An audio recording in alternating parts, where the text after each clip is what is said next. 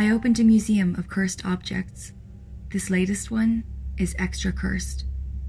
Cursed objects have always kind of been my family's thing. Of course, they weren't in a museum until it was my turn to be in charge of them. My mothers insisted on keeping them in the family's heavily warded basement storage room, just as the previous generations had for centuries.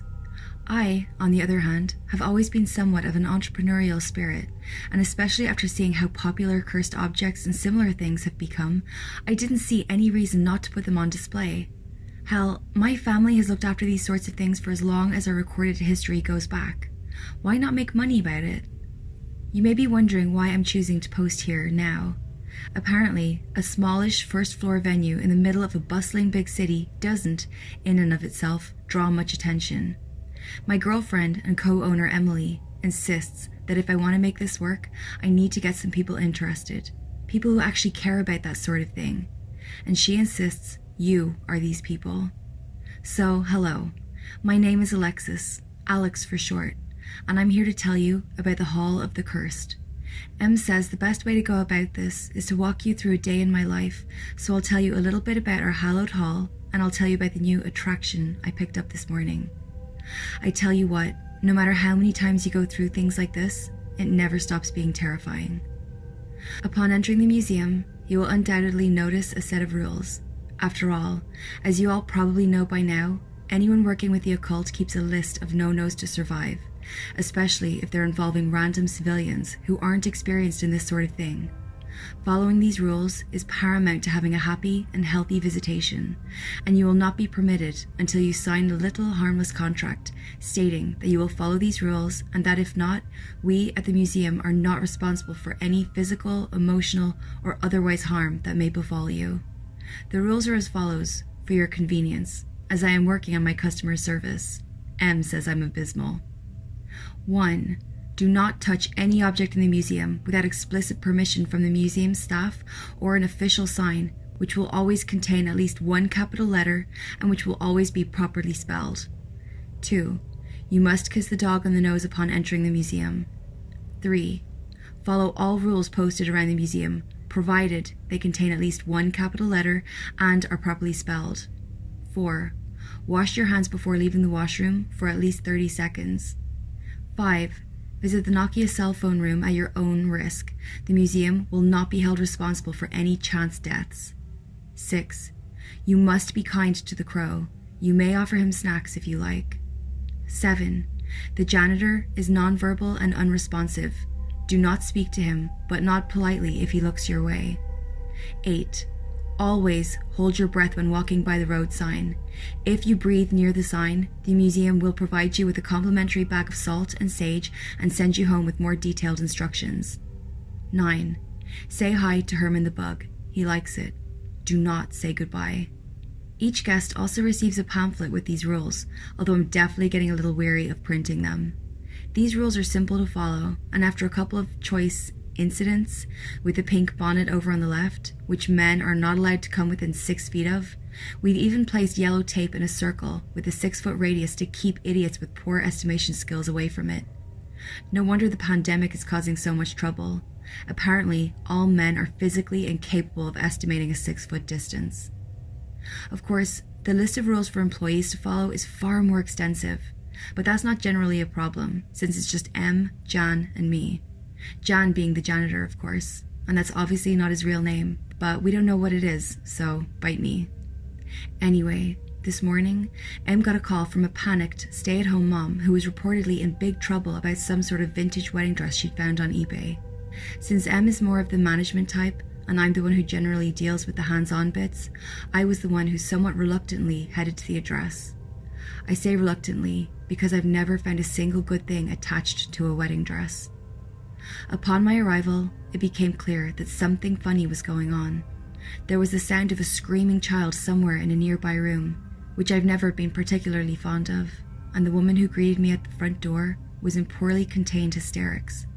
She had stringy, brown hair, although I suspected that it was generally less unkempt, based on the obviously expensive comb wedged near the back of her head. Tears were streaming down her face, and clearly had been for some time, judging by the tomato color of her face and the general swollen stretch to it. Possibly, Most troubling was the blood staining her hands, already browning as it dried. "How can I help you, ma'am?" I said, in the least threatening voice possible. "For God's sake, she looks like she's about to jump out of her skin." "I killed my husband," she said. "Yeah, that's kind of what I thought. May I come inside?" She nodded, jerkily, like a badly made puppet or one with a particularly anxious puppeteer. I followed her inside. I was instantly hit with nothing. I should expand here and mention that I'm by no means some sort of sensitive. That's more M's thing and how we met. A story for a different time, I'm sure. That being said, it's hard to be around cursed objects for too long without getting a sense for the sort of evil miasma that leaches out of them. So either this woman just needed some haloperidol, or my circumstances at the time were not the right ones to invoke whatever was going on with this dress. "It's in here," the woman practically whispered. I thought. Not generally an awesome sign, the whispering. "So why the museum? Why not the police?" I asked as I followed her into a modest kitchen, then through another doorway into an equally modest living room. In the other room, the child continued to cry. I assumed she had used the number my parents used to give out for any weird or unusual problems, but still, the police are usually the first choice for actual murder-related issues. I didn't know what to do," she said. "It was whispering to me, telling me. I didn't want to, but for days it whispered and it was right. It was right, but now oh God, I don't know what came over me. What did I do? Okay, I thought. So she wasn't going to be super helpful. All I was gathering was that the dress had apparently been speaking to her, no doubt persuading her to kill her husband. At least it hadn't been very fast acting. That meant it was probably reasonably safe to transport in the lined bag I'd brought. Most things were, provided they weren't especially hostile. "Do you know why it would ask you to hurt your husband, Mrs. Myers?" Or Miss, I corrected mentally. It knew," she said in hushed tones. We stopped in front of a large, closed oak dresser. Her shaking hand rested on the handle, but didn't open it. "It knew everything. The late nights, the lies, the other women. It knew about his drinking, too. It told me I'd be safe, happier." In one swift motion, she threw the dresser open. Hanging inside, all alone, was a vintage wedding dress in mint condition. It was lovely, all delicate lace and soft edges, and white so pure it was nearly blinding. The arms were long and translucent, and the neckline was gently curved. The second the woman's gaze fell upon it, her eyes hardened. Immediately, a chill ran down my spine. "He's better off dead," she remarked coldly. "Or rather, we're better off with him dead. Why do women fall into these toxic relationships and just allow themselves to remain there forever? It's as if they have no self-respect.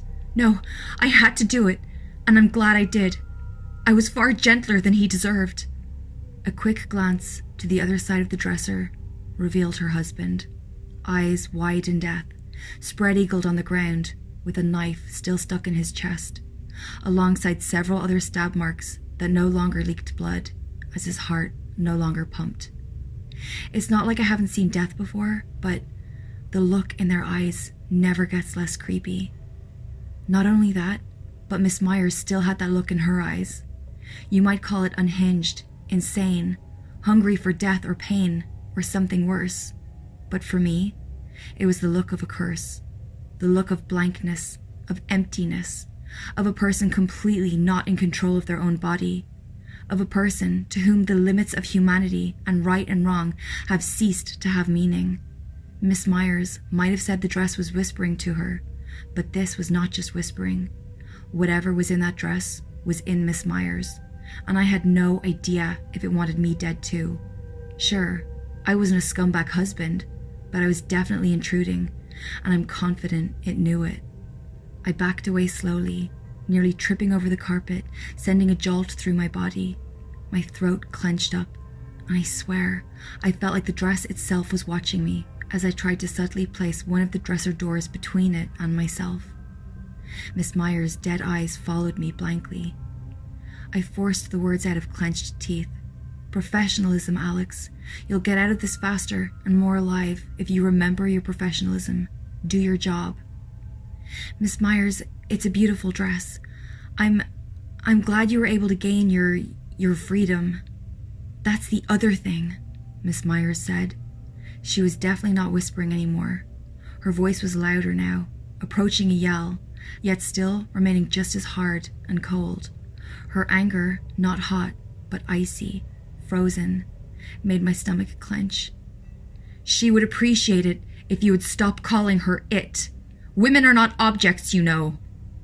The laugh that bubbled out of me was mildly hysterical, and I shoved down the awful feeling in my chest. I was still backing up, which I only realized when my foot hit the late Mr. Myers' limp leg, and I almost tripped. I'm very sorry. She is beautiful, and she took good care of you. I held my breath painfully. After an impossibly long moment, Miss Myers seemed to relax, and some light, some humanity returned to her eyes. They were quite pretty when they weren't blank and evil, a nice green. I allowed the green to soothe me. The dresser doors shut on their own. The tension slipped from the room at once. Feeling as though I'd been released from an invisible vice, I gasped in a breath of fresh air and relaxed, although I definitely did take a step away from the body of Mr. Myers. Miss Myers, I said, still somewhat breathlessly, I would love to take the dress. The dresser doors wobbled dangerously. I would love to take her with me and check her out. Miss Myers blinked, her eyes becoming dewy again. Poor thing. The influence of a curse tends to leave you with an awful hangover, not to mention the obvious guilt of murdering your husband, regardless of how icky he was. I'm not sure if that's okay. So then, I glanced at the dresser. Her nerves made me suspicious that the dress could still exert some control, even out of the line of sight. That was inconvenient. I do run a museum, Miss Myers. I wonder if she would not appreciate the opportunity to meet more women. There was a pause, and I continued cautiously. Women with partners from all over the city, multiple women, every day in fact. Miss Myers' eyes glazed over for a moment, and I tensed, but in the end, she nodded. I think that would be best. Thank you, Miss Myers, I said, relieved that the dress had apparently given her permission. Either that, or its influence only lasted so long when out of eyesight. Hard to tell, but I was glad for it. Just relax, okay? Everything's okay. You did the right thing by calling. Short minutes later, I was at the door, with a lined bag carefully nestled in my arms. Is there anything else you can tell me about her? I asked. Anything that might help me? It was strange. It didn't target us in the same way at all. If it had wanted to expand, the same way some cursed objects do, it would have exerted its influence directly on me. Instead, it seemed it connected with Miss Myers, like there was a trigger, as there often is. I wondered vaguely if it was her feelings about her husband himself. Once I made it clear I wasn't going to be a threat, it didn't hurt me, so it must not have been random. Either way, I wanted to get as much information out of this poor lady as possible, especially because you would not catch me messing with that damn thing again.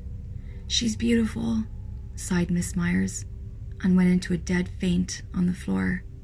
In the distance, her child sniffled. I said, and dialed the police. I made sure to tell them that I'd seen someone else fleeing the scene and the wife desperately trying to save her bleeding husband.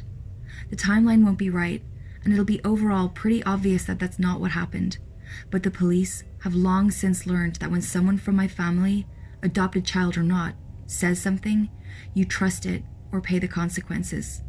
Not her fault, after all. He just ran into that knife. He ran into that knife about 6 times. Back at the museum, M pretty well confirmed my suspicions. It seemed that the dress carried some nasty energy from a scorned new bride who had died tragically after some sort of cheating-related betrayal from her new husband. As usual, M got an awful headache after interacting with the thing, leaving me to settle it into what we call the test room. Obviously, before it hits public viewing, it'll have to be exposed to some visitors on an individual test basis. First one by one, then in pairs, then in threes, and so on. We'll have to test couples, of course. although we suspect it will only exert its influence on women in unfulfilling relationships. We'll have to see about same-sex versus opposite-sex relationships. Double check whether it's actually a visual line of sight that's the issue, or whether it's physical proximity, etc. It'll be an entire process, but by the end of things, we'll have a lovely vintage dress hanging in the Hall of the Cursed. Anyway, I hope to tell you all more about this soon as I get a break. Things keep me pretty busy around here. After all, with every day comes a new vintage wedding dress that convinces you to murder your unfaithful husband.